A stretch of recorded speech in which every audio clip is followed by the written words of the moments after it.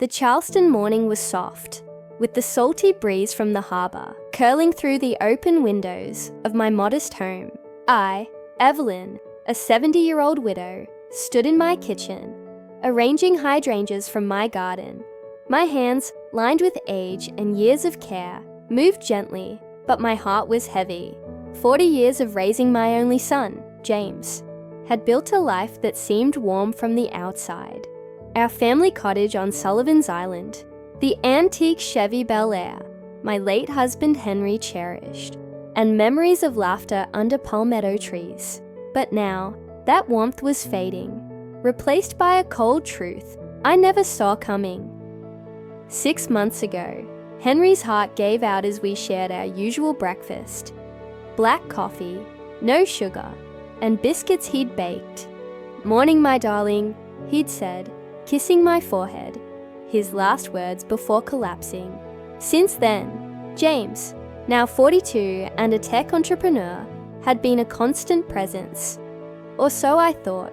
He'd visit twice a week, help with errands, and insist I see a doctor for my arthritis.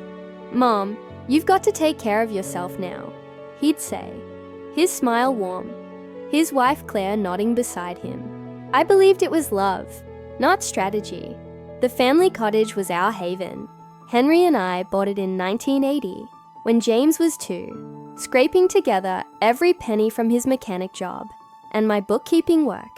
Summers were filled with crab boils, James's birthday parties, and Christmases, where he'd race his toy cars across the porch. The Chevy, Henry's pride, gleamed under his Sunday polishing, parked under the live oak. James knew what it meant, the last piece of his father. Claire, though, always wrinkled her nose at its old smell. That morning, I sat in the doctor's waiting room, the plastic chair creaking under me, when my phone buzzed. It was James, his voice clipped, almost robotic. "Mom, we're heading to Silicon Valley tomorrow. I sold the cottage and the Chevy. Needed the cash from my startup. You'll get your share soon. Bye." The line went dead. 40 years of love, sacrifice. Every scraped knee I'd bandaged. Every dream I'd nurtured. Gone in a 2-minute call. My chest tightened, but I didn't cry. Instead, a strange calm settled over me, like the quiet before a low-country storm. The doctor's visit blurred past. My arthritis was manageable. Rest more, eat better. But my mind was elsewhere, replaying James's words, Claire's cold smile at our last dinner. Then I remembered something Henry had said 3 days before he died, handing me a sealed manila envelope. "Evelyn, keep this in your nightstand. Open it when you're ready, if I'm gone." Grief had buried that memory, but now it called to me like a lighthouse. At home, I pulled the envelope from the nightstand. Henry's neat handwriting spelling my name. The house was silent, shadows stretching across the oak floors we'd refinished together. My hands trembled as I opened it. Inside were deeds, bank statements, stock certificates, and a letter. "My darling Evelyn," Henry wrote, "I never told you everything to shield you from worry. Our savings grew into properties and investments, a downtown condo, a Mount Pleasant rental, a Folly Beach shop, and shares in 3 tech firms. You're worth $1.5 million. James doesn't know. I wanted him to love us for us, not our wealth. Use this wisely." My breath caught. Deeds listed me as the sole heir of a holding company, Palmetto Ventures, including the apartment James and Claire rented. Henry, a mechanic with a quiet genius for investing, had built an empire I never knew existed. I sat on our bed, the weight of his foresight sinking in. James thought he'd left me penniless, selling my cottage for $400,000, half its value, and the Chevy for $20,000, a fraction of its worth. Claire's influence was clear. She'd always pushed James toward bigger things, but Henry had ensured I wasn't defenseless. I smiled, not from joy, but from the power I now held. The next morning, I called Margaret, my old bookkeeping colleague. now a financial advisor. "Evelyn, you sound different," she said. I sent her the documents. Good Lord, Henry was a mastermind. "You're richer than most Charleston elites. What's the plan?" I hired a lawyer, Thomas Reed, 843-555-0123, a sharp estate attorney Henry trusted. "Evelyn, the cottage sale was illegal," Thomas said. "James used a forged power of attorney. We can void it and recover the Chevy. What else?" I outlined my strategy. Reclaim everything but quietly. Let James think he'd won. Let him face the consequences of his betrayal. Then teach him what family means. James called that afternoon, his tone softer, patronizing. "Mom, we deposited $120,000 into your account. You're 30% from the sales. It'll tide you over. Claire and I are setting up in Silicon Valley. Big tech deal. We'll find you a nice condo when we're back." I played along, my voice frail. "When do you leave, honey?" "Tomorrow. 6 months, maybe more. Don't worry, Mom. We've got you." He hung up, oblivious to my plan. I checked my account.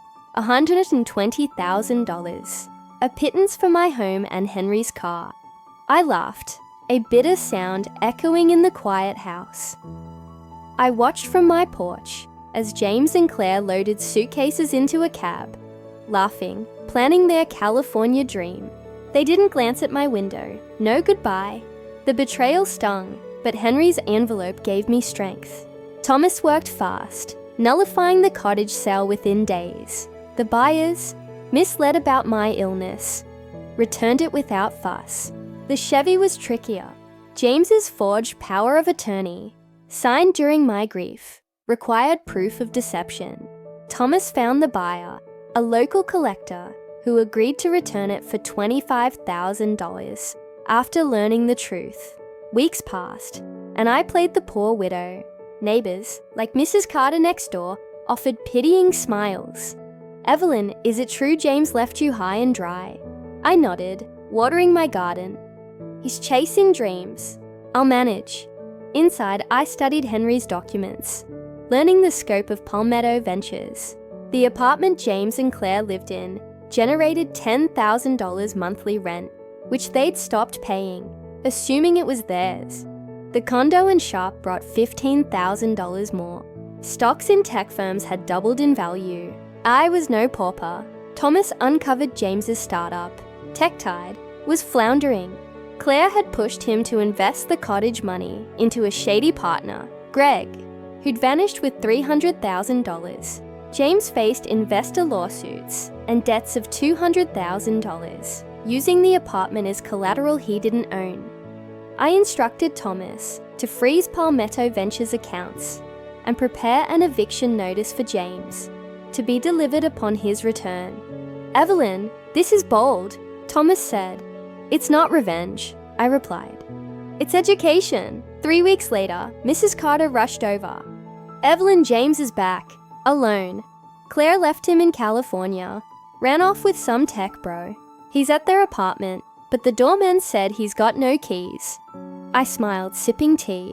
James had hit rock bottom, just as I'd planned. That evening, Thomas confirmed the eviction notice was delivered. James called, frantic. "Mom, I got this letter saying I have 30 days to leave the apartment. It's from Palmetto Ventures. Do you know them?" I feigned confusion. "No, honey. Sounds serious. Where's Claire?" A pause. "She's gone. Left me for Greg. Mom, I'm in trouble. Can I come home?" He arrived the next day, disheveled, his confidence shattered. "Mom," he said, standing in my kitchen, "I messed up. The startup failed. I owe $200,000. Claire's gone. I thought I could make it big." He broke down, tears falling. My heart ached, but I stayed composed. What happened to the cottage money? He confessed. Greg had stolen it. Claire had pushed the sales, and he'd signed the forged documents, thinking I'd never know. "I'm sorry, Mom. I treated you like you didn't matter." I let him talk, his guilt pouring out. "Can I stay here? Just until I figure things out?" I nodded. "This is your home, James." He moved into his old room, the one with his childhood baseball trophies. I watched him unpack, humbled, a shadow of the arrogant son who'd called from the doctor's office. For weeks I let him struggle, job interviews rejected due to his debts, creditors calling, neighbors whispering. He took a part-time job at a hardware store, earning $12 an hour, a far cry from his tech dreams. One evening, Mrs. Carter visited. "Evelyn, James looks different, humble. He's working at the store, helping old Mr. Jenkins with deliveries." I nodded. "He's learning." She eyed me. "You're not as broke as you let on, are you?" I smiled, saying nothing. James was changing, but the lesson wasn't complete. I arranged a meeting with Thomas, telling James it was to help with his debts. In Thomas's office, James fidgeted, expecting more bad news. Thomas slid a folder across the desk. "James, these documents prove Claire and Greg forged your mother's signature to sell the cottage and Chevy. The sales avoided." James blinked. "But how did you pay for this?" I took a breath. "James, your father left me more than you knew. Palmetto Ventures, the company evicting you, is mine.